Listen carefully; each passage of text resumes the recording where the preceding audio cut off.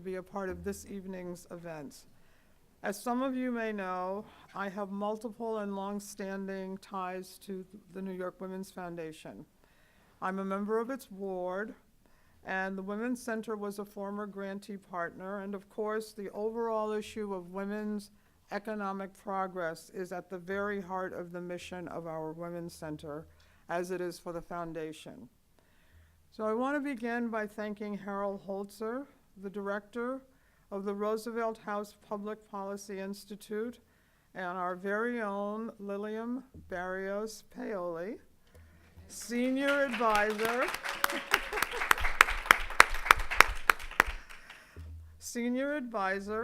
president of Hunter College, and the former deputy mayor for Health and Human Services in New York City. We want to thank her for hosting us this evening. We're also thrilled that Lilliam is going to be our panel moderator for this evening. So tonight's program is going to begin with a summary of the report that the Foundation has just published today on the roles, strengths, the challenges, and the best ways to support the hundreds of thousands of women and LGBTQI individuals ages 25 to 59. These are the women who struggle to make ends meet in New York City. This is the fourth and final report in the series of blueprints for investing in women at different stages of their lives that the Foundation has been producing over the last 5 years. The previous 3 reports focus respectively on women over the age of 60, on girls and young women ages 9 to 24, and on little girls from birth to age 8. And now it is time for the report on the group of women that have historically been the primary focus of the Foundation's efforts: adult women in what is generally recognized as the most intense years of working and raising families. Like all of the previous reports, this blueprint is based on what is known as Voices from the Field approach. That is, it is a comprehensive review of the literature compiled with interviews with the help of the top experts on this subject. Susan Leicher, our primary researcher and writer of the report, met with more than 120 directors of both major nonprofits and small grassroots nonprofits, government officials, academic leaders, philanthropic leaders, and most importantly, with the women of color, immigrant women, and the LGBTQI individuals who are the main focus of this effort and of the Foundation's work. I have read the report, and I'm so pleased to say that it strongly reinforces and dovetails with much of what our own Women's Center found when researching its own major report on women and families. It'll be released later this month. In fact, when I met with Susan back in September to talk about our separate efforts, we were both incredibly elated by how closely they had aligned without even our planning it, regarding the key issues, the most promising solutions, and the serious need in this city for greater policy and programmatic focus and investment within certain areas. So I really look forward, as do we all, to hearing Susan's presentation and the panel discussion that will follow it. And I look forward to sharing with you all our own report sometime later this month. So Susan, let's get started.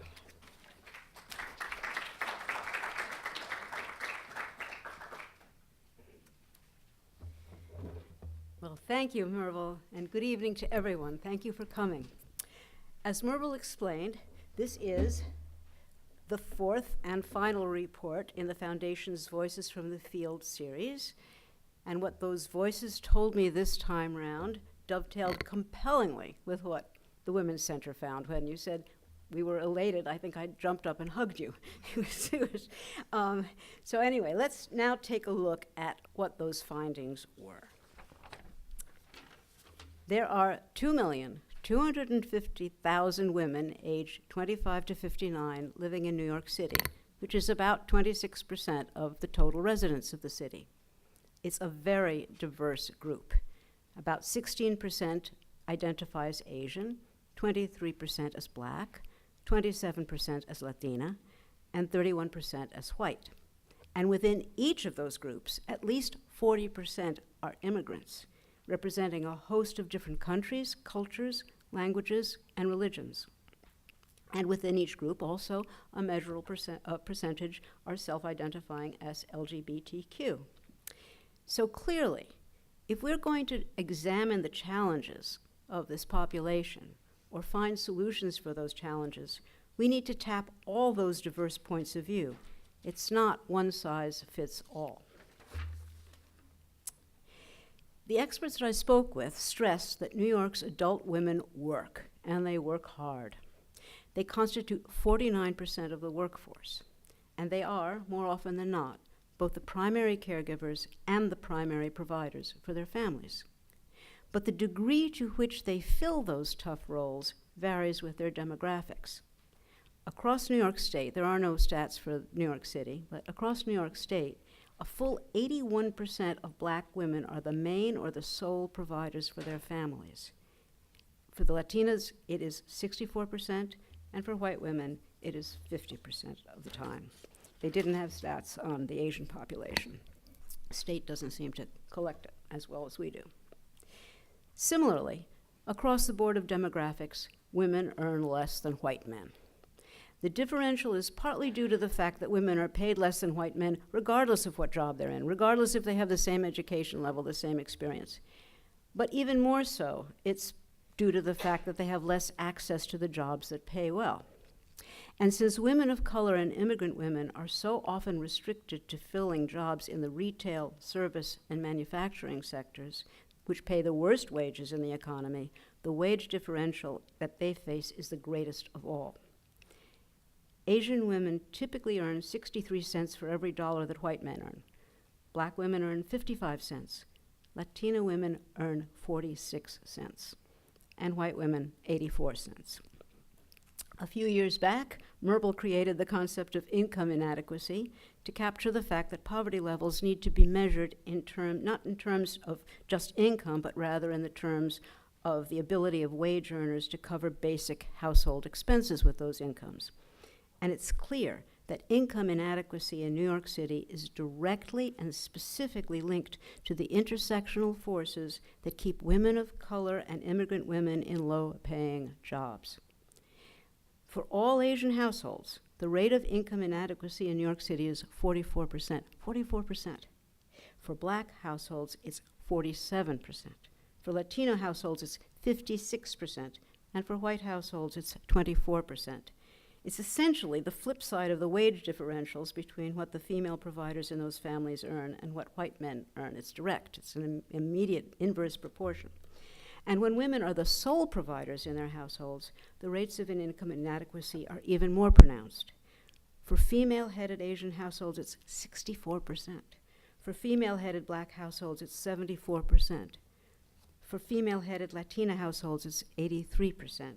And for female-headed white households, it's 56%. These monstrous statistics are the percent of households that can't always meet their monthly expenses. Of course, wages are only half of the income inadequacy equation. Expenses also count. And the two household expenses that most decimate the incomes of low-wage New York families are housing and childcare. 54% of the households who experience income inadequacy spend more than half their income on housing. Basically, the high cost of housing in New York is one of the chief drivers of poverty in this city. And even more upsetting, fully 59% of the households where there are children under the age of 4 experience income inadequacy. Basically, women can't support their families without childcare, and they can't support their families if they have to pay market rates for childcare. Either way, they lose. Ana Aguirre, the executive director of United Community Centers, will be talking to us a little bit more about the pivotal importance of subsidized, high-quality childcare to women's economic security. And finally, once income inadequacy forces a woman into debt, the chances of spiraling further downward increase exponentially because the only source of loans in most low-income neighborhoods are predatory lenders. One of the people I spoke to put it like this. She said, "Don't talk to me about how low-income Latina women don't know how to manage their money. What Latina women need isn't financial literacy courses. What they need is the chance to earn fair wages for their labors and to borrow money on fair terms." Besides low wages and poor working conditions, women of color, immigrant women, and trans and gender nonconforming, or TGNC, individuals also face disproportionate threats to their health, to their reproductive health, and to their safety. A majority of them deal with a constant stream of environmental stressors, from substandard housing to poor quality of air, to lack of fresh food, to lack of access to appropriate health care, to ongoing acts of discrimination and disrespect. And so, unsurprisingly, they self-report exceptionally high rates of overall poor health. Between 2006 and 2010, Black women died in childbirth 12 times as frequently as white women. Women of color, immigrant women, and TGNC individuals are also disproportionately at risk for the multiple tolls of violence on all fronts, from intimate partners, sexual harassment and assault, hate crimes, and state-sanctioned assault. Black women experience as much police violence as black men, despite receiving far less media attention, and 1 in 5 TGNC individuals reports having been assaulted by the police. And then all these various forms of violence, in combination with poverty, push a disproportionate number of women of color and immigrant women into the homeless shelter, into the criminal justice, and into the child welfare systems, which typically further undermines their health, their safety, their economic security, and their ability to parent. And finally, women of color and immigrant women and TGNC individuals have historically had less official power than almost any other group. We've all seen the stats. Fewer than 30% of all top leadership positions in the corporate, professional, and political sectors are occupied by women, sometimes considerably less. And for women of color and immigrant women, the percentages are the lowest of all. The only arena in which things look completely different is in the volunteer grassroots arena, where women of color and immigrant women are invariably the first people to take charge and lead. One of the experts put it this way. She said, "Women of color and immigrant women are incredible natural leaders. They just don't get credit for it." All right, enough of the challenges. Let's look at the solutions. And in fact, there is reason to be optimistic, for there are a whole range of fertile, promising strategies being mounted, generally and unsurprisingly, by the kinds of grassroots organization that the Foundation supports. In the area of economic security, some of those efforts focus on the fundamental issue of equity in pay scales and justice in working conditions. And Dina Bax, the co-director of A Better Balance, will be telling us more about those issues and solutions later. The other group of efforts focus on expanding women's access to living wage jobs. In some cases, it's living wage jobs in the fields that are typically open to women, like office work or hospital administration. And in some cases, like those of the United Women Firefighters or non-traditional employment for women, they are training programs that prepare women to enter male-dominated fields like firefighting or construction. Some of the efforts promote women's entrepreneurship, either individual entrepreneurs or cooperative entrepreneurs, and some focus on fighting predatory lending and other forms of financial exploitation. I wish I had the time to tell you all about some of the things I saw in some of these programs. They knocked my socks off, but they're all contained in the report, so there's hope you can find out. In the area of safety, the efforts fall into 3 main categories. For people who are survivors of intimate partner violence, most of those providers focus on offering temporary housing, legal help, and counseling. One group, however, New Destiny Housing, builds the permanent housing that is probably survivors' best hope for long-term safety. It's an amazing group.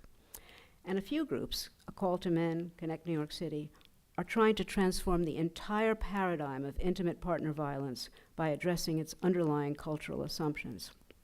Kavit Amera, who will be arriving soon, who is the executive director of Saki for South Asian Women, will be talking about domestic violence in her community. Over the past 2 years, there's been a long overdue spotlight finally focused on the issue of sexual assault on the job and off, and a few initiatives, the Women's Foundation's Fund to Support the Me Too movement as the leader, are specifically focused on supporting the women of color and immigrant women who tend to experience the greatest degree of assault.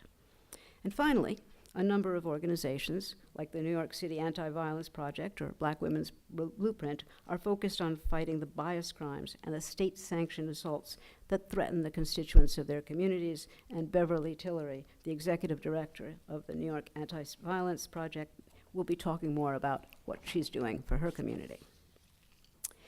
In the area of health and reproductive justice, I have to say the city's Department of Health and Mental Hygiene has been doing phenomenal things. They have been trying to protect and promote choice and manners of reproduction and sexual and gender expression, working with grassroots organizations in a positive sexuality campaign. They've been boosting reproductive and general health services that extend way beyond just promoting choice, and they are putting their best efforts to trying to get to the bottom of why Black women are dying in childbirth in such horrific numbers. And finally, in the terms of reproductive justice, there is the matter of supporting parents. There's lots of services for preventing us having children and some services for helping us be pregnant, but once the child is born, we're out of luck. There are a couple of public programs that support parenthood in very low-income communities, the Nurse Family Partnership, for example, or Healthy Families New York. And there are some very, very good pilot preventive programs by the Administration for Children's Services. And there are a couple of nonprofits, Ancient Song Doula and Sparks are some of the best, that are doing certain things for mothers at the grassroots level.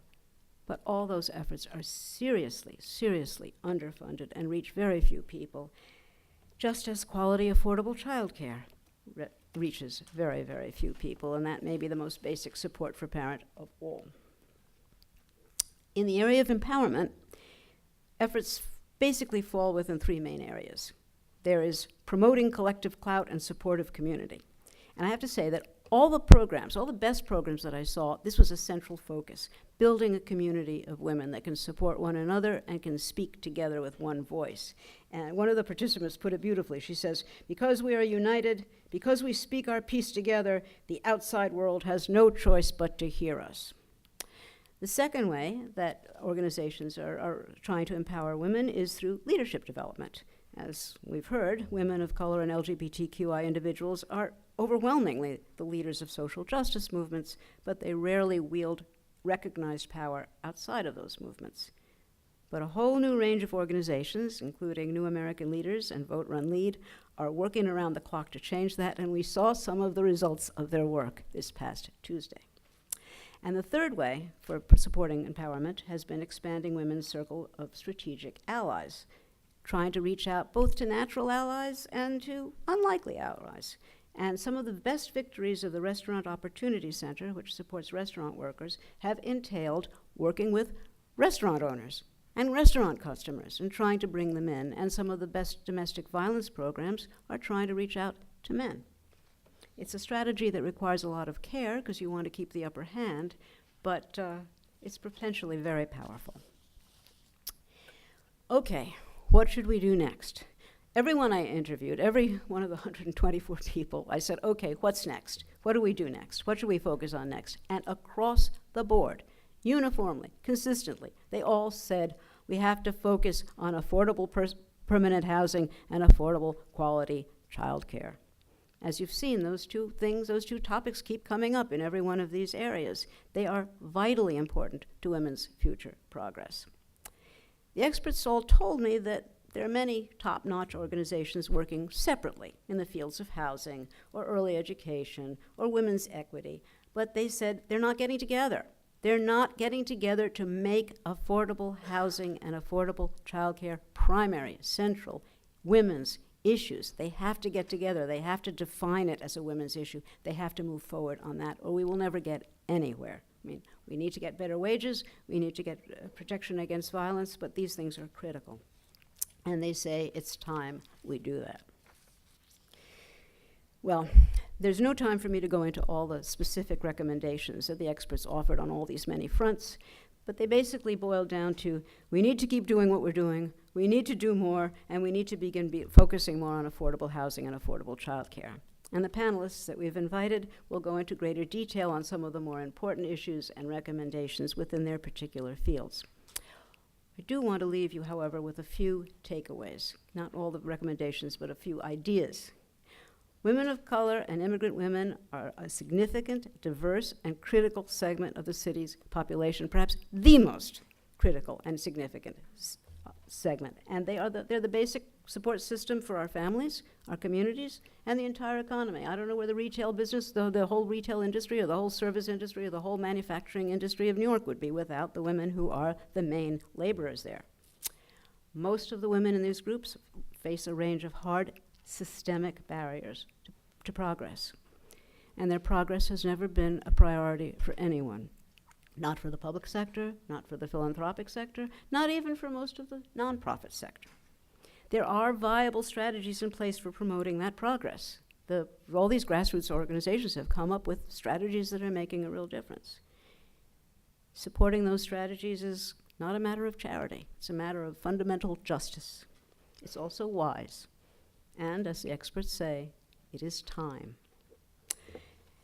And now I have the great pleasure of introducing Lilliam Barrios-Paoli, who not only is a senior advisor to the president of Hunter College and the former deputy mayor for Health and Human Services and the commissioner of every agency that's ever been created in New York, she also taught me everything I know about voices from the field. So, thank you, Lilliam. I turn it over to you. Thank you. It is a real pleasure to be here, and I'm really excited that people have been coming in, and we're now filling in, so it's a good thing. And Kavita made it. Thank you. I'm so happy. So you have the bios of the panelists here with you. So I'm just going to mention their name and where they work and what they do. So it's Ana Aguirre, the Executive Director of United Community Centers. Dina Bax, the co-founder and co-president of A Better Balance. Kavita Mehra, the executive director of Saki for South Asian Women. And Beverly Tillery, the executive director for New York City Anti-Violence Project. I think you have a great panel. Do read their bios, they're quite impressive. And we're gonna get to the meat and potatoes of the discussion now. So for Ana, we've heard from the report that the biggest barrier to economic security for low-wage women and their children is essentially a lack of affordable and well-paid daycare. And it's not only necessary for the women, but mostly the women that also give the daycare. So it's a two-way street. And when daycare is paid poorly, the women who work at daycare are also in the same conundrum as the women who need the daycare. So what, in your experiences, you have plenty of experience in this field, why is childcare so critical? And what is happening, and what is your organization doing? Thank you for having me. I think that the best way for me, do I need this? I always say that Latinas we can project. Not this time. I think that the best way for me to describe this is by talking about a real person that works in our organization. I'm the executive director of United Community Center in East New York, Brooklyn. And one of the services that we have is an early childhood program that works for children 2 to 4 years old. Approximately 118 children, 7 classrooms. But let me just talk about this particular woman because I feel that she did all the things that we are expecting, especially for immigrant women, in which I can relate so much to her. This is a woman, an immigrant woman from Yemen, Muslim woman with 2 children, single women, came to our program looking for English classes, which we offer in the center. Eventually, there was an opening. We offer a position as a teacher aide. Our center has a contract with ACS, Administration for Children's Services. And also, this is a union, unionized daycare center under 1707. So salaries are already negotiated ahead of time. Maria makes, after taxes, $896 biweekly. And she pays, this is a teacher aide in a unionized center in East New York, in Brooklyn, with a contract with ACS. I want to repeat this, with a contract with the Administration for Children's Services, and also with contract with the Department of Education. She brings $896 biweekly, and she lives in a basement apartment, and she pays $980 a month for a one-bedroom basement apartment. The story of these women is not unique. It's across the city. Besides her, we have another woman who's no longer in our program. She came, in fact, to our program when she was 2 years old. Came to our program, went to the after-school program that we also offer, went through our youth internship because we also have a very large urban agriculture program. And her children came to our daycare center. And she also was a teacher. And eventually she decided to leave the city because she could not afford to live in New York City. She lives right now in Pennsylvania. She was lucky that she was able to bring her mother from Guatemala, who's helping her with the children. But she cleaned houses because she can make more money cleaning houses, and her schedule is more flexible to her needs. But this is the reality of many women. Nationally, we have approximately 2 million adults taking care of 10 million children. Most of these adults are women, most of them women of color, many immigrants, many single mothers. But unfortunately, the city has been set up in a way that most than half of the women in the early care workforce have to apply to public income support programs in the form of healthcare, food stamps, emergency support. This is a very common situation.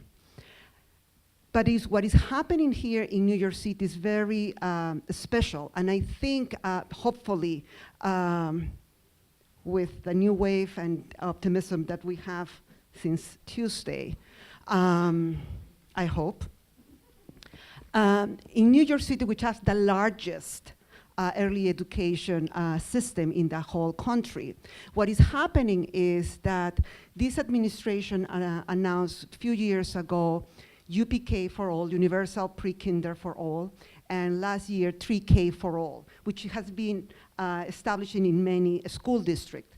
The problem is that on center-based programs, teachers doing exactly the same kind of work the teacher in public schools are doing, they are making much, much less.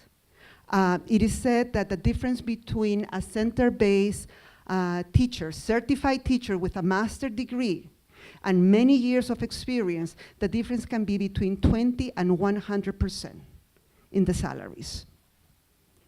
That's the reality, what is happening in center-based, and even worse in family daycare providers, which there's not much information because of the conditions also family daycare providers. So what is happening in center-based organizations, like in our organization, since UPK was announced and it started working in and start being offering in public schools, it has been very, very hard for us, for our center, to hire certified teachers. And we know that quality early education is key also for the future of our children that are living in low-income families, that are living in communities that has been neglected by the city. So we need a foundation, and we need a quality foundation, an affordable foundation that really provides the path for these children to succeed in school and later on when they graduate from school. But what's happening is that our most qualified teachers, and I don't blame them, they're leaving to public schools where they can make more money Every year the contract will give them an increase. They have better benefits, and they work only during the school year. They have more vacation, they have more holidays, and much, much stronger benefits. So clearly, there's a lot that can be done, needs to be done, and should be done, but it begins with advocacy to the administration for children's services, to the government for parity. There's no reason why in government contracts, teachers should, in child care centers, should be making less than teachers that are doing the exact same thing working for the Department of Education. So that's one big item for advocacy. So what else can government do, or the philanthropic sector, or any one of us? I think that one of the things that we have been doing, United Community Centers is part of United Neighborhood Houses, and collectively with other networks, we have been pushing for salary parity. That has been part of the campaign for children that has been going on for several years. We have met with elected officials. We went to Albany because it's not only at the city level, but also at the state level. We have met with elected officials to try to push for this salary parity. We hope in July, for those who, I'm sure that all of you are aware that in July 19, the Department of Education will take over Early Learn and over the contract with the Administration for Children's Services. Unfortunately, there's many unanswered questions. We don't know exactly what's going to happen, but salary parity is the major aspect of this. So organizing and advocacy has been the push from the sector. And in terms of funding, I think that one of the ways, it doesn't matter where the funding is coming from. We're talking about 3 years old, 2 years old, 4 years old. So the needs of each of them are the same. It doesn't matter where the funding comes. So if we can streamline that funding and really apply where it's needed, instead of if you are Head Start, if you are Early Learn, if you are this, if you are DOE, all these have different requirements, different hours, and different pay rates. If we can have a unified system, and if we see early childhood as part of the public health of this country, I think we can, in part, we can bring better answers to this. So, agenda item number 2, universal child care, all in one big funding stream. I completely agree. Okay, so Dina Max is the co-executive director of A Better Balance. So Dina, one of the barriers identified in the report is the unfair wages, the discriminatory and unfair working policies. So tell us a little bit more about that. I think we all know they exist, but we don't know enough details as what they are and how do they undermine women in general. Okay, thank you. So by way of background, A Better Balance, we're a legal advocacy organization dedicated to promoting fairness in the workplace and helping workers care for their families without risking their economic security. And when we founded A Better Balance 13 years ago, we sought to address a fundamental dilemma that Susan set out for us earlier. Women were increasingly the family breadwinner on US payrolls, but yet their invisible work of caring for children, caring for seriously ill family members, the elderly, primarily continued to be their responsibilities. And for women of color and for immigrant women, that's even more so.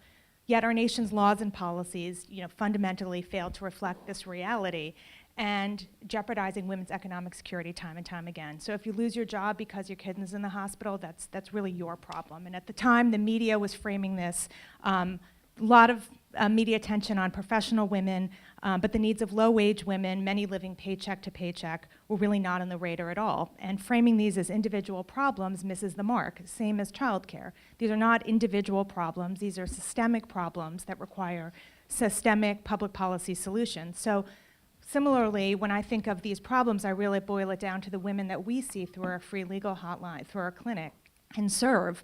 Women like Armando Legros, who was pushed out of her job as an armored truck, driving an armored truck when she was 6 months pregnant. When she asked for light duty, her doctor told her she needed it to avoid complications. And rather than honoring her request, she lost her job. But what did it mean? It's not just she lost her job during her pregnancy. losing your job has profound impact. And when women lose their job at that moment, the results are devastating. Not only did she lose her health insurance, lose her apartment, and wind up at public assistance, but Armando would talk about needing to put water in her child's cereal bowl instead of milk because she couldn't even afford at that point the basic necessities. But think even further, but Armanda, pregnant, she tried to get another job. No one was gonna hire her at that moment in life. And so eventually she was able to get a part-time job, but that wasn't nearly as good as the full-time job that she had that provided, better wages and benefits. And this is what we see time and time again. So, women who lack these critical workplace supports, and some of the policies that have stood in the way have been a lack of paid family leave, a lack of access to paid sick days, the idea that the women can have a day off to care for themselves, or not just women, but all workers, or a seriously ill child or a sick child. That's paid family leave, which is about being able to have time off for serious health reasons. So there's lack of access to those type of policy supports. There's also the barriers in our anti-discrimination laws, pregnancy discriminations, or failure to provide explicit protections for pregnant workers so they can have a right to stay healthy and follow their doctor's orders. And so this is one breastfeeding accommodations. I mean, these are limitations in the law that disproportionately impact low-wage women living paycheck to paycheck. For women, this is really an issue that plays out very differently across the economic spectrum, and frankly, has been difficult to get the public's focus on because it's something that people that are writing the articles or experiencing themselves don't really imagine how this could happen, but it's the reality because we hear it every day for women in this city who are just trying to make ends meet and support their families. A related issue as it relates to childcare is really around inflexible and unpredictable scheduling and a lack of quality childcare. I think of one of our clients and think of her all the time because as a mother, myself, she has a special needs child and she needed to modify her workplace schedule. She's an hourly worker. She was on a shift a schedule where people had different shifts every 30 minutes, and there were like 15 different shifts. And she asked to take a different shift, and there were people that were being moved around from shift to shift all the time. She asked to modify her shift by 30 minutes so she could put her special needs kid on the school bus. She didn't have childcare; it was just her. Well, guess what? Her employer said, "Sorry, we're going to put you on the night shift instead." So Karina, really was left between this impossible choice of making sure her child was safe and earning a paycheck.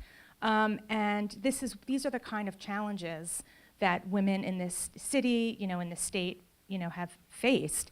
And then, again, back to Armando, when women work part-time, this kind of flexibility really comes at a cost for low-wage women because they are not qualifying for benefits, health insurance. So these are really been fundamental barriers, really very much connected to lack of quality, affordable childcare that have held women back and earning the fair and equal wages they deserve, and they're ensuring their economic well-being.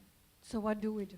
Well, thankfully, this is where I would like to say that New York has made a profound amount of progress in the area of advancing women's workplace support.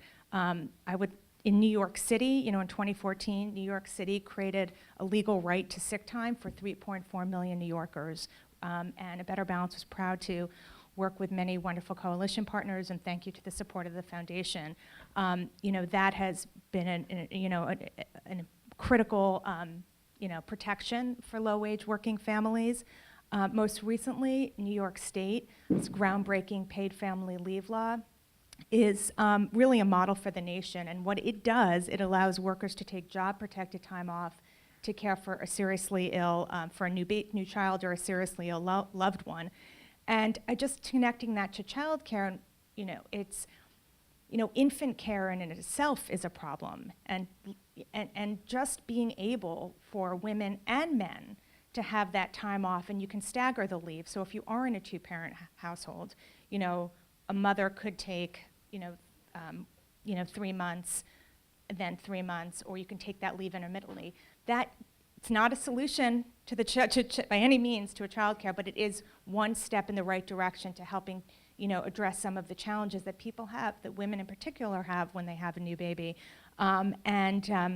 So we've made, the state and the city both have advanced legal protections for pregnant women, explicit protections to ensure accommodations, which have really led to a wave of state laws around the country that have really followed New York's lead. The state has, as part of the Women's Equality Agenda, has advanced really strong protections around equal pay, and don't need to get into the weeds of all of them, although if you're interested, I'm happy to tell anyone all about what all of these laws say.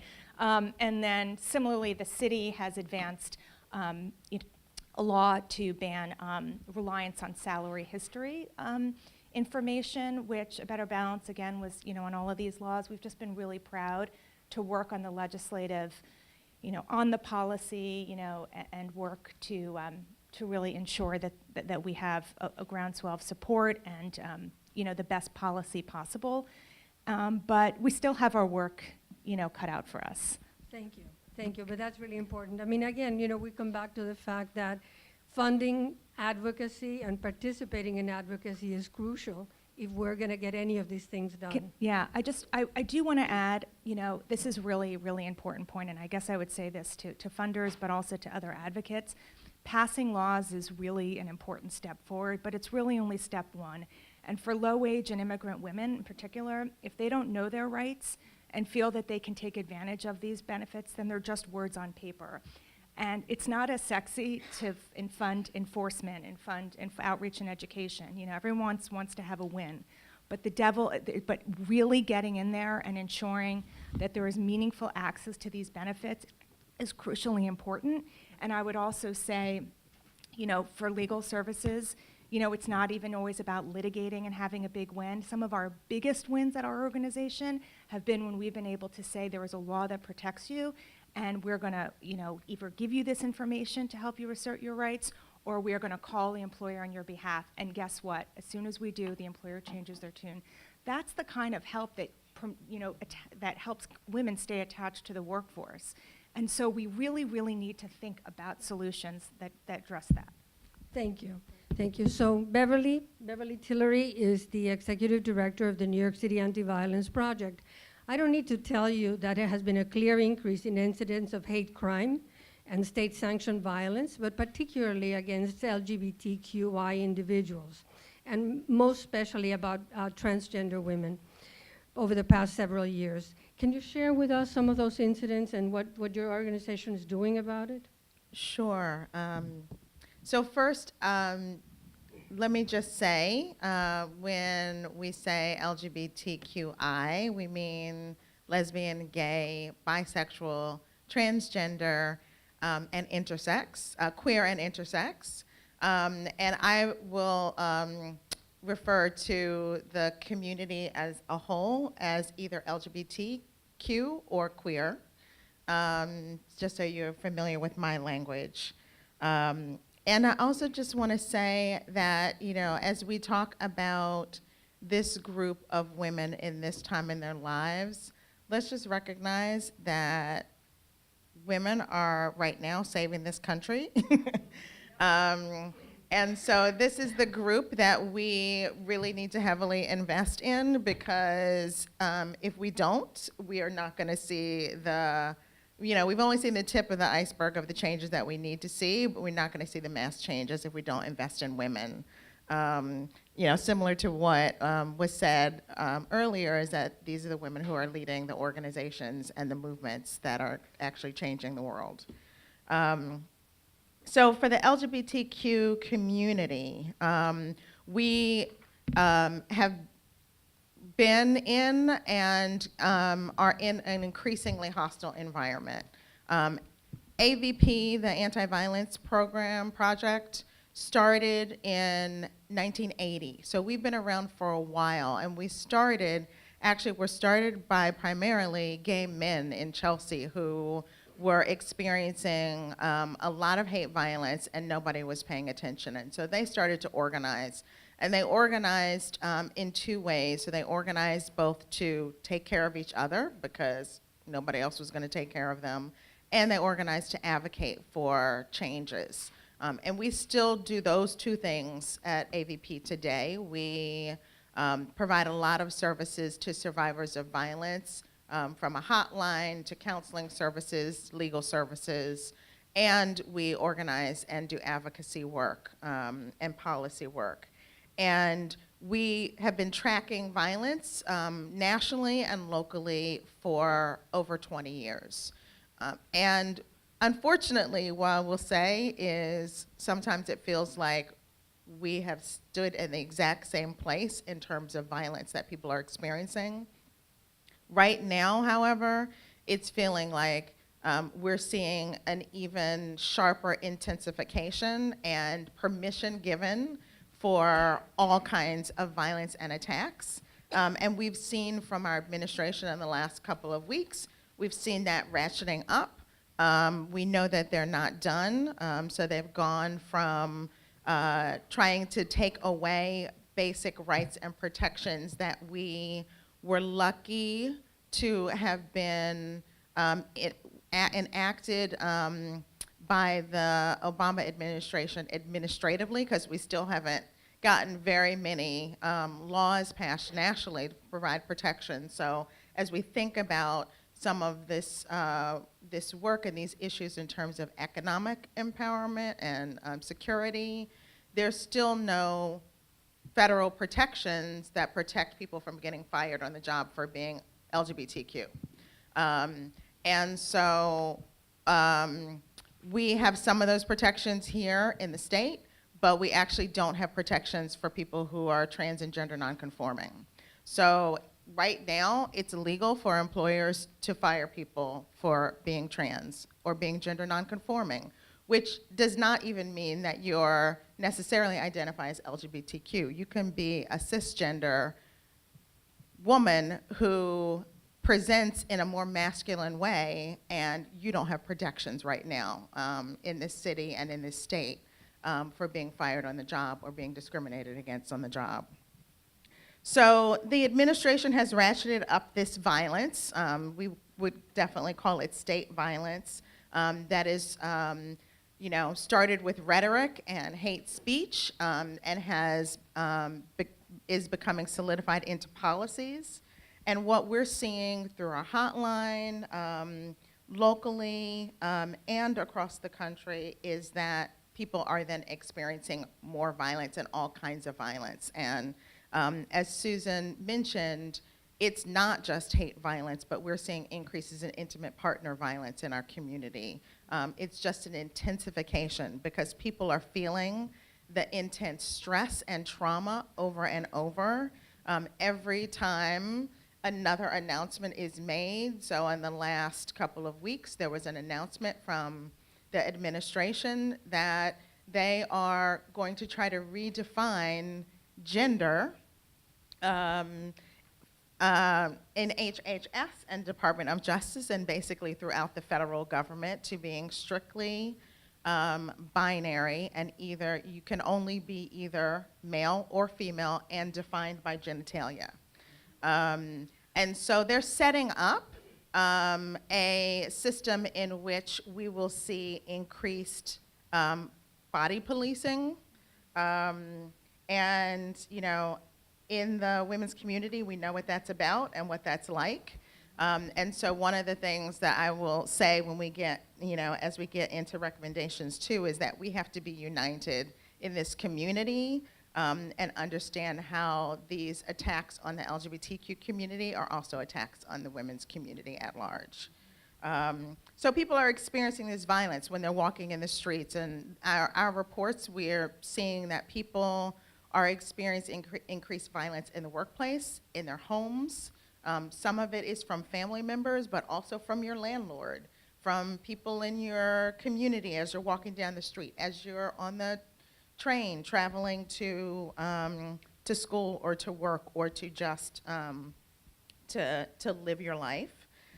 We're seeing increased mental health issues, so the people who are already our clients are having more intense needs. on a regular basis. And we're seeing definitely increased fear. And if you are a trans immigrant, you are experiencing even more threats and more fear and more intensity. Just to give you one example also of how this plays out, because we think, oh, we're in New York, people, are okay, and what happens is people flock to New York because they think it's safe, and they realize there's no safety net for them. So they're not able to get jobs, and they're not able to access safety and services. So in our legal services, we actually work with a lot of undocumented immigrants, and we do a lot of work around orders of protection. And so currently, right now, with the immigration situation in this country, where we're seeing ICE showing up in the courts, what is happening is when people are going to courts for orders of protection, they are not sure if they're going to be able to go back home because they might get picked up by ICE in those moments. And so our attorneys are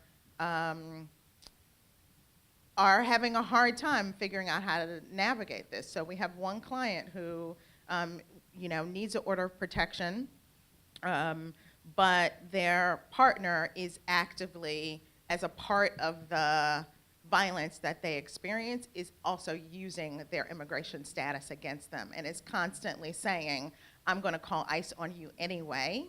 And so if that's the situation, our attorneys are having to say to those folks, well, we can help you get an order of protection, but we don't know that it's safe for you to actually go and get that order of protection. So I could go on and on. There's so many examples I could give. So do you I'll have stop any there. solutions? Yes. So one, I think that is just universal and general is I think we just have to keep queering up the conversation. So I think we have to really broaden our understanding of gender and gender-based violence. So another thing that the administration is trying to do is they're kind of working these channels in the UN. Hopefully they will not be successful. But they're going into UN spaces and they're seeing in statutes anytime that there's a reference to gender or gender-based violence, they're trying to substitute women for that, right? So, that seems innocuous, right? Like, okay, violence against women, they want to be very specific. And so if we are not in tune and paying attention to that, what we will do is we will continue to erase people who are trans and non-binary and not heterosexual. So just queering up the conversation in all that we do and thinking about it. So for instance, as we're talking about issues for heads of household, well, in the queer community, we define families different. We have chosen families. So what does it mean if you're a trans woman whose family or chosen children are adult queer folks that you support and live with you, and that you rely on as well? But that's not really a part of our lexicon of how we think about family and thinking about protections for family. So queering up the conversation, one. I think we need a serious investment in this city around economic empowerment and employment programs specifically for trans and gender nonconforming folks who we just did a survey citywide and we're about to release the results. And one of the things that we find is that regardless of education levels, trans folks are struggling to get employment. So you can have a degree, you can have multiple degrees, you're still not getting employed. And so we need an investment and partnership with businesses that are willing to hire people. We're doing a lot of work on our end, really trying to do leadership development for folks who are activists in our community. But there are a lot of people who don't want to be activists. They just want jobs. They just want to work. And there's no place for them to find employment. I would also say, there's a lot of work that we can all do around changing the culture.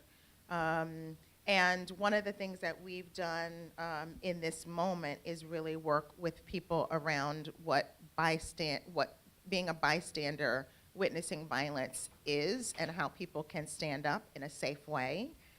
So thinking about what are the things that we can all do to change culture.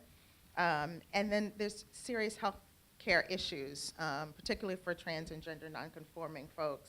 How to make not only trans-affirming healthcare accessible and affordable for people is a huge question, but mental health issues.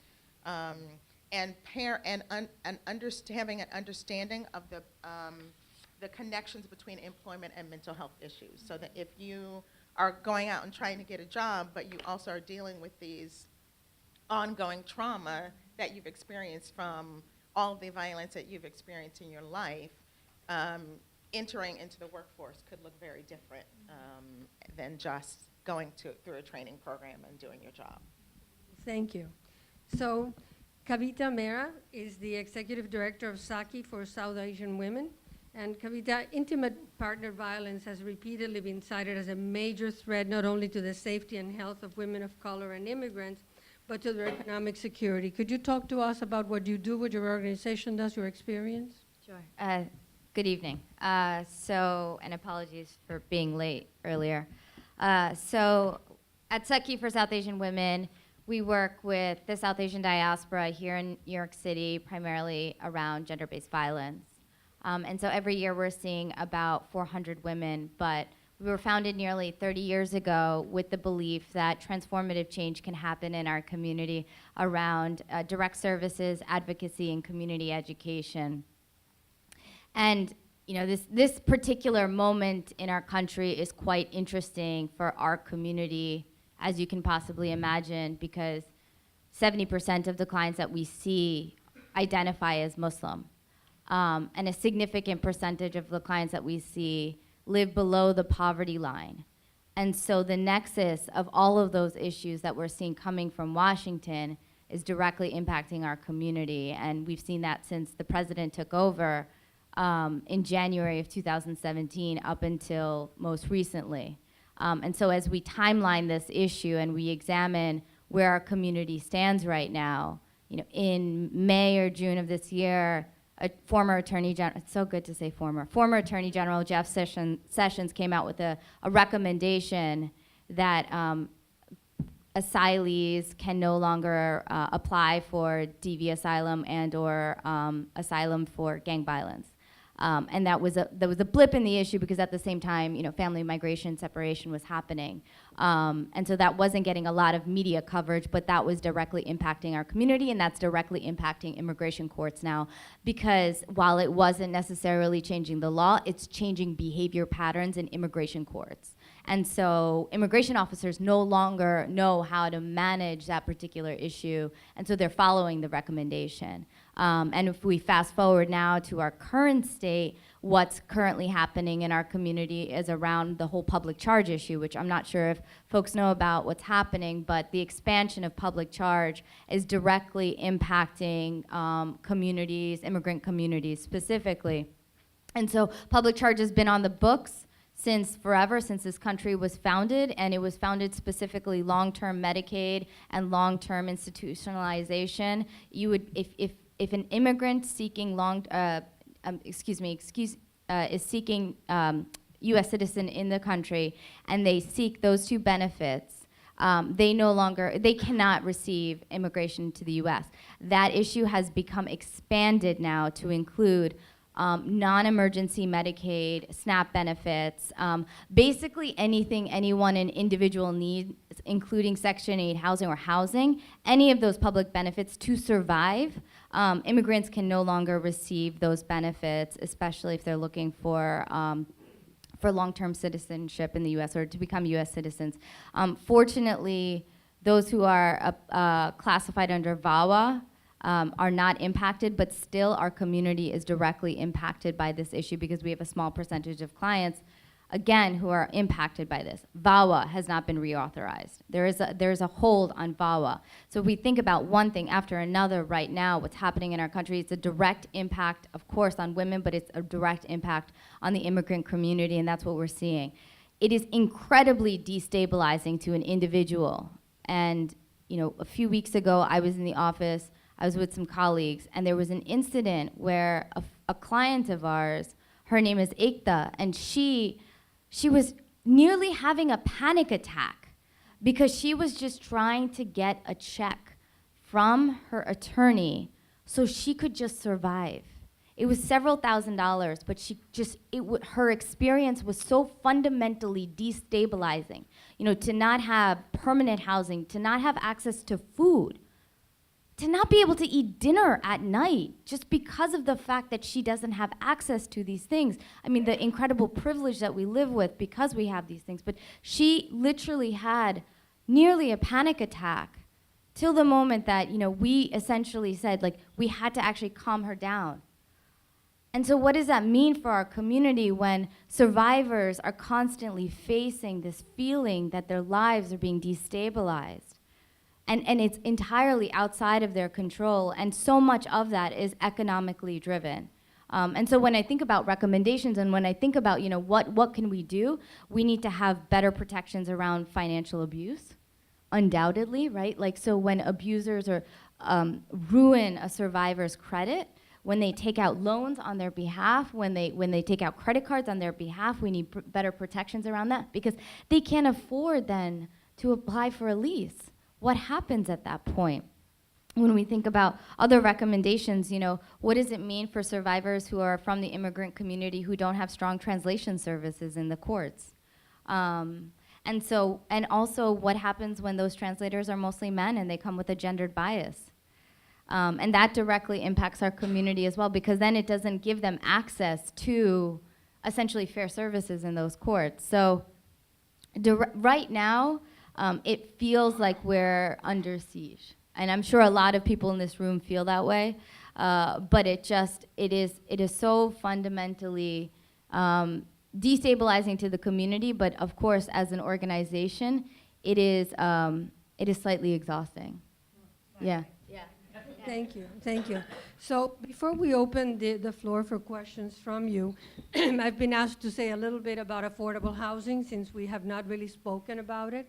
And affordable housing is probably one of the key things in women's lives, in anybody's lives, to have a place of your own to be and to be stable at. In New York City, I don't have to tell you, but there is upwards of 61,000 people every night that live in shelters, plus thousands of people in the streets. Of the 61,000 people in shelters, the majority are women and children. It's about 26,000 children in shelter. And it begs the question as to why. A third of the people in shelter work full time. So think about that. And these are people who make probably under $25,000. And the example you gave, somebody's paying $900. Apartments for $900 are you know, very few and precious in the city of New York. But even if you paid $900 a month, that translates to almost $12,000 a year. If you're making $20,000, that leaves you nothing to eat, transportation, childcare, a coat in the winter, books for your kids, et cetera, et cetera, et cetera. So you're living in a very precarious situation. You're paying, you know, you pay your landlord today, and then 1 month you skip, and then eventually it catches up and you're evicted. Or, you know, the person you will double up with gets tired of you, and the result is the same. And so you have a lot of families that are in cyclical homelessness. You know, they stay a year. Now the length of stay in shelter has gone up to almost 2 years. But you know, you stay in shelter for a period of time, you're lucky enough to get an apartment, and then the merry-go-round goes again if you don't get a job that pays you enough. And by and large, there is a very large part of our population who just doesn't make enough. Merble created the self-sufficiency calculator and the self-sufficiency standard, and way back when it started, you needed $40,000 in Brooklyn if you had 2 kids to survive.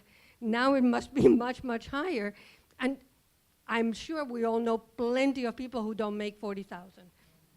So think about it. I mean, these are the people we live with, the people we see every day that are really struggling. That, you know, by the 20th of the month, go to a soup kitchen or a food pantry because they don't have food. You know, so what is the solution in New York City? Look, the reality is that we know that if people pay only 30% of their income for housing, they can survive. So Section 8 or public housing are the solutions. Federal government is not going to come to rescue us. So we have to lobby both the city and the state to maybe create a city-based or state-based Section 8 and stop spending 1.4 billion with B dollars a year in temporary housing and shelter. So, Can I just ditto that?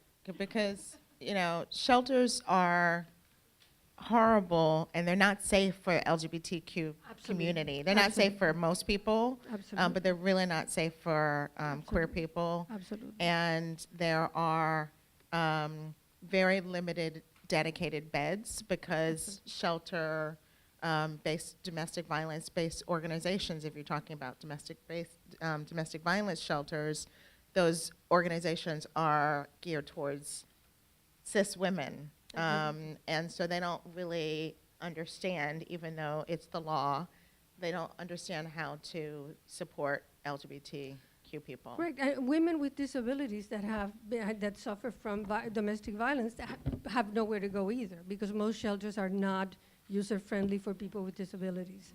So, you know, there's a number of, I mean, if you're not part of the regular, with quotes, folk, you know, you have very few alternatives. It's a very, very problematic. So we're now going to take questions from the floor. Nancy, you have the microphone. Hi. As a parent of a school-age child who was lucky enough to go through UPK, I must not have done my research, and I was shocked when I got my child into UPK, and it was only till like 2. I didn't hear anyone mention the fact that the school system and the DOE is not in line with modern life. Is there any thoughts on that as well? Full day kindergarten is defined as to 3 o'clock, like school, like school. Yes. Which is, right, which is completely, I mean, must have worked very well in an agricultural society, but really doesn't work well for anybody who has a regular job. So, yeah, yes. And just want to add that to say full time, and the same is going to be true for the 3K for all.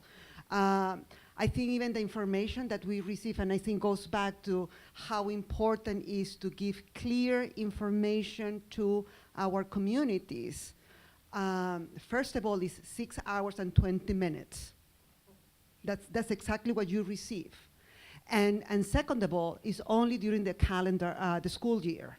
So all the holidays and the summer, you have to figure it out, care for your child. I mean, I'm not saying center-based also we face difficult time because we only open from 8 to 6 o'clock. And it's only Monday to Friday. But that's not the reality for many of our women. What happened, I mean, people working in airports, home attendants, you know, all the coffee shops on weekends, what are we doing to support our women?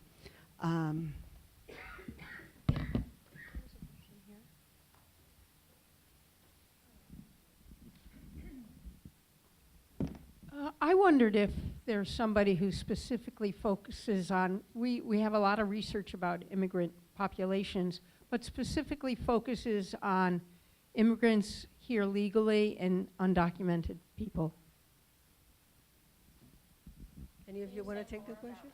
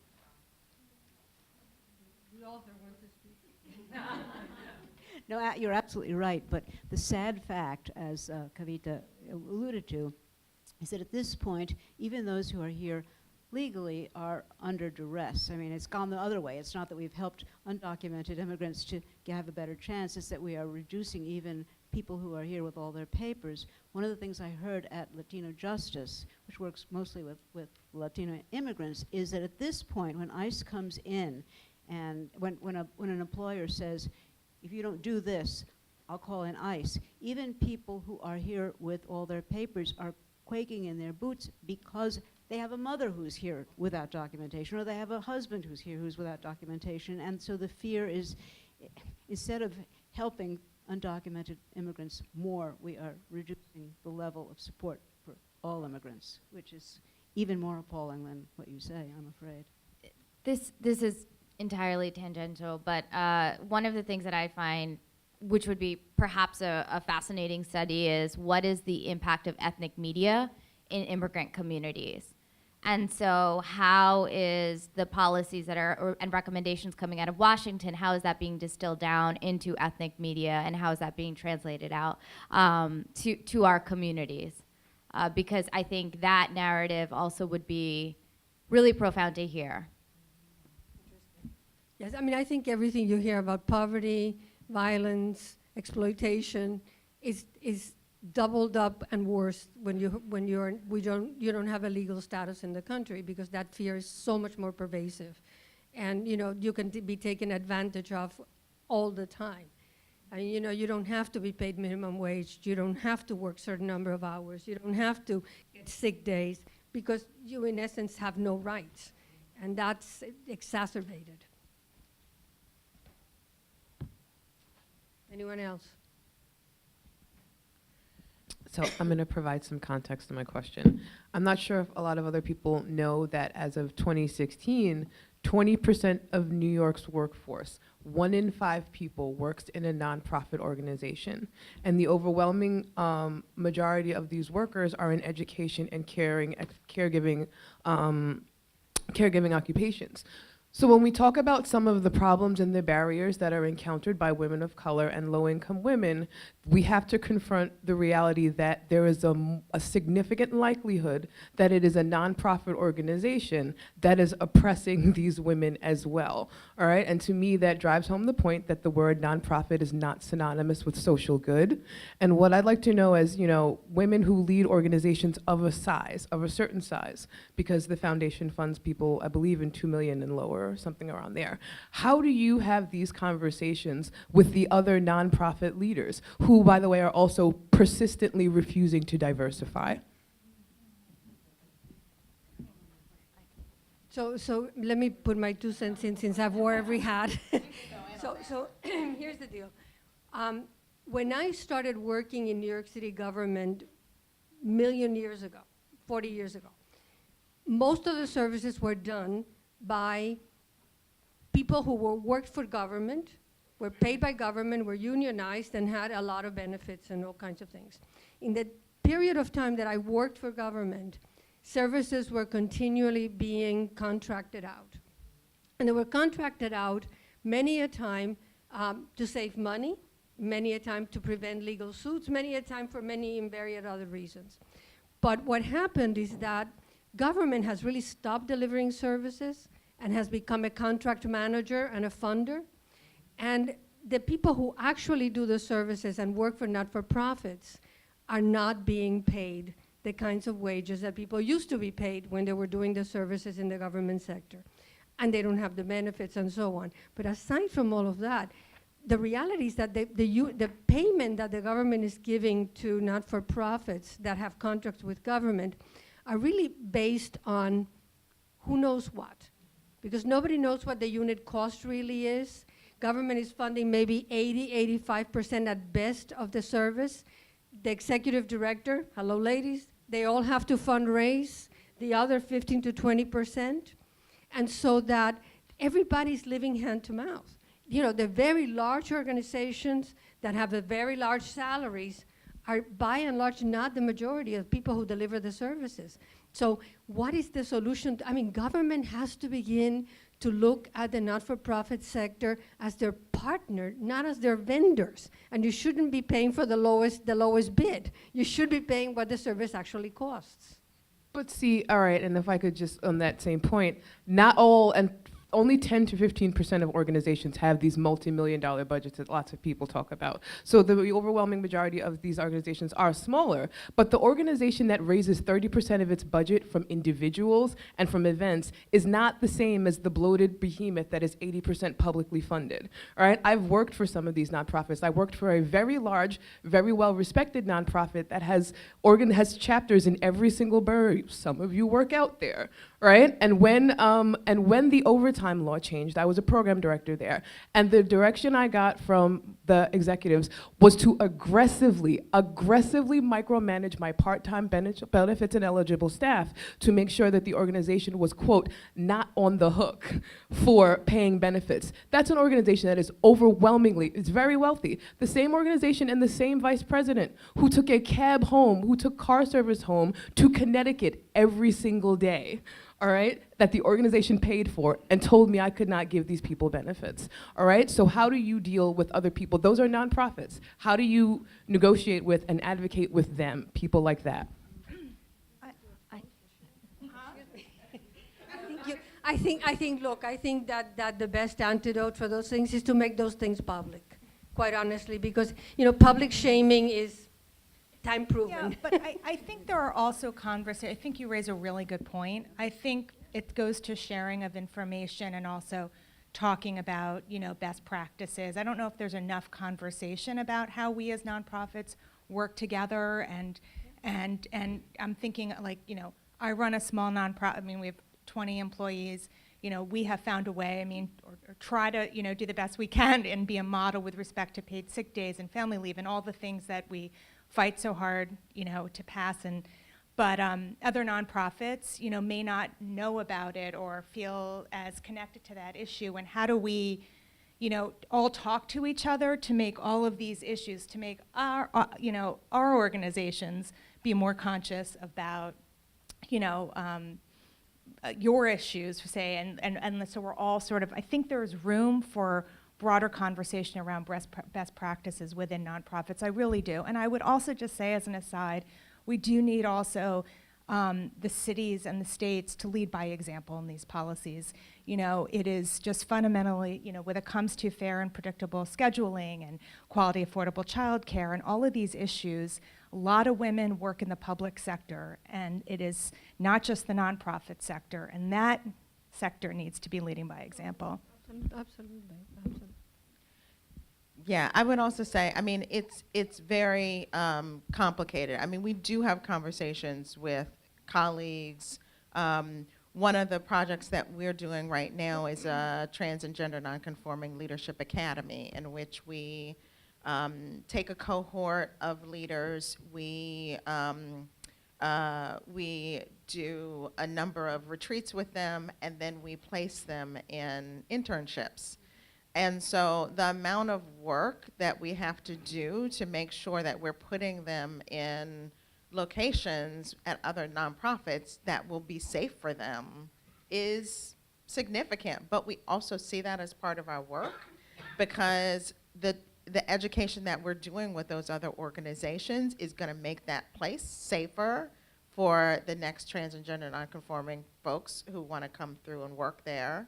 But it's long, hard work. And I think that, to Lilliam's point, is that the infrastructure in which our organizations are funded make it very hard for us to do some of this work. My organization is 60% government funding.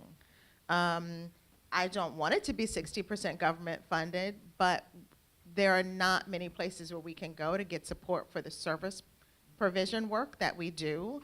And that government funding hamstrings us in every single way they possibly can. They don't allow us to pay good wages. They don't allow us to give good benefit. On and on and on. And I'm like, if my organization was twice the size, it would be twice the problem. But also I want to add that this is a conversation that has been pending for too long, because it hurts, because it's sensitive, because we don't want to talk about that. But at the same time, I think that there's many organizations that start addressing this, even talking about racial equity at the management level, and who are at the forefront work. I think that while that exists, because we are not in the perfect world, but also we have many organizations that are very sensitive and trying to address that. One of the things that came up from one of our strategic conversations some years ago was to make a conscious effort to create a pipeline from young people coming to our program and create opportunities so they can work in our organization and hopefully also move forward to better positions outside, because a small nonprofit, the ceiling is there's not much room to move around. But I think, and the other part is that hopefully with the leadership of the New York Women Foundation, is to start talking about compensation and salary, because yes, we have to talk about equity and within our sector. And so we don't reflect what we see in Wall Street. So we've been actively trying to raise salaries at Saki, and we'll continue to do so. And it's been the work, a lot of it has been educating funders, but also educating our board and being cognizant of having that conversation. We're growing very quickly, and so before we add on additional staff, we are very conscious of like being competitive. But in terms of taking care of the team too, you know, when I first got to the organization, I thought they made up the term self-care. And a former colleague is in the room, so she's probably, yes, this is true. But you know, I think one of the things we've also tried to do is maintain that culture. So all of our team members have access to clinical supervision, even development staff. All of we have August break, plus we have December break, so the last week of August is off. So this is just respite, prepare, get ready for, you know, what is to come. So I think, you know, taking care of the team, taking care of culture is critically important, but it has to start with compensation. Thank you, and thank you to all the panelists for your presentations. I had a somewhat related question, which is, and it sort of speaks to what you were talking about how funding streams can sometimes constrict the ability to be accountable in situations where, and I wouldn't limit it to not-for-profits, I would include educational institutions and other advocacy organizations, et cetera. If funding streams are going to limit the kind of accountability that organizations can have to investing in women, empowering women, et cetera, what other kinds of processes, if any, can we set up to do that, which would be more along the lines of community accountability processes, which are somewhat outside of the regular kinds of, let's say, monitoring that we're used to. I hope that my question is clear. There's no easy answer to it. But the question is, what else can we do when we are limited by funding streams or in other ways to ensure that organizations are in fact investing in the entire community that we're talking about and not doing the opposite? So I mean, there are trade organizations like the Human Services Council and, you know, Kafka for the foster care agencies and so on, that try to sort of create best practices and create standards and, you know, and look at different kinds of subjects. I think that, you know, there's a very tricky thing that happens with not-for-profits. The assumption is that because you're not-for-profit, you have to, you know, people are poorly paid and very few things are accrued to you. And remember that all of these services began as charity and volunteer work. And so there's a long road to begin to see it as an industry that creates jobs and you know, needs to be better paid and you know, the quality has to be assured and all of that. So I think, you know, I think it's a struggle. I think that the sector is becoming more and more sophisticated, but I think we're far from being there yet. And it is problematic because so many people depend economically from it.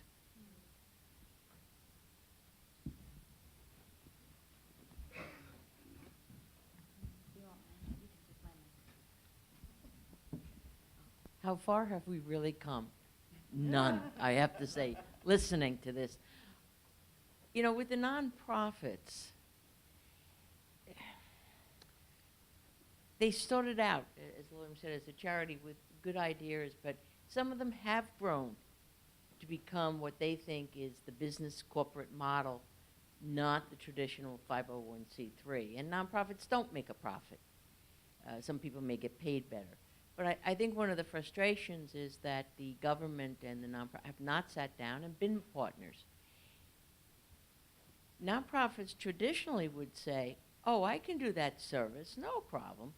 Oh, we'll give you a dime. Oh, no, we can do it for a nickel. There was always this history of we can do it because we are committed to community.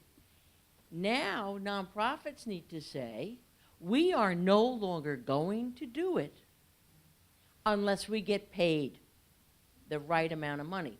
The problem with that is you're going to always have one or two nonprofits. Oh, no, we'll take it on.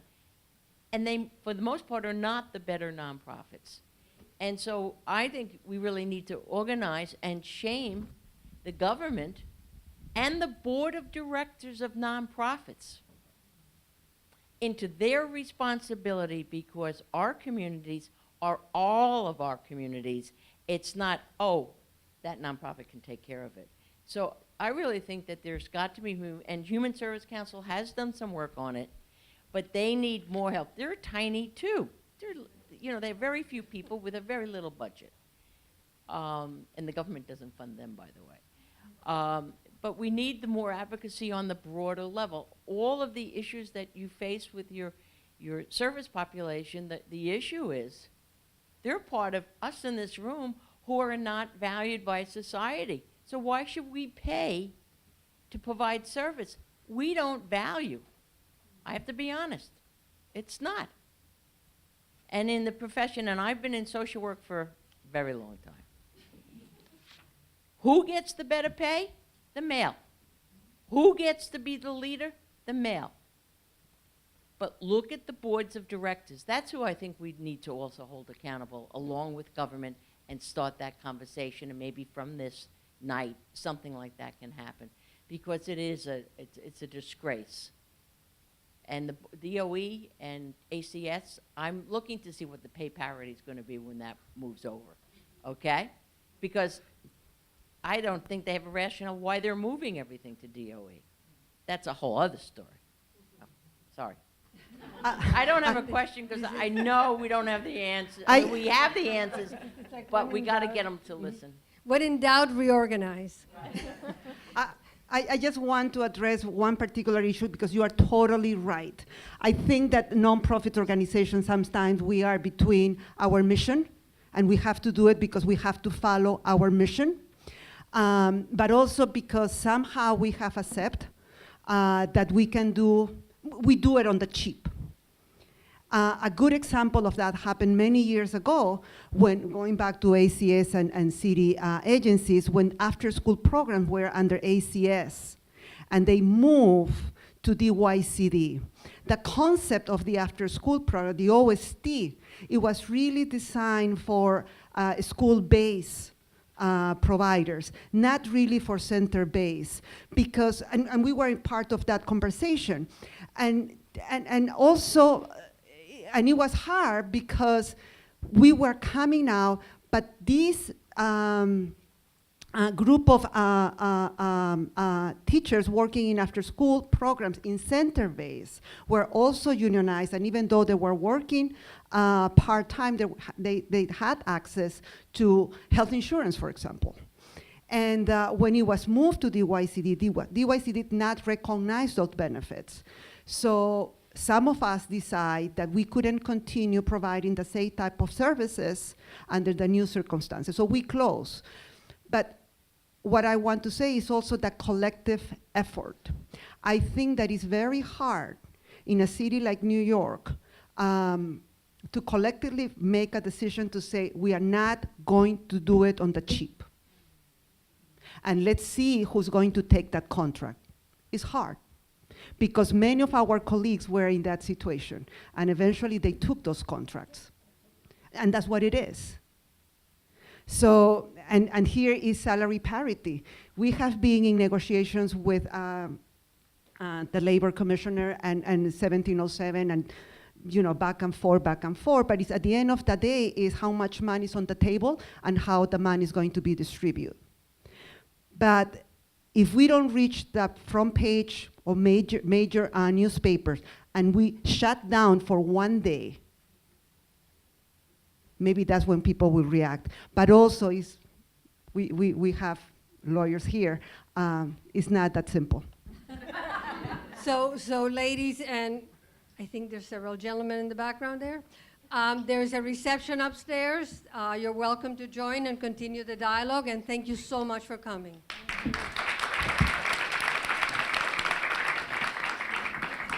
I'm curious, what was your question?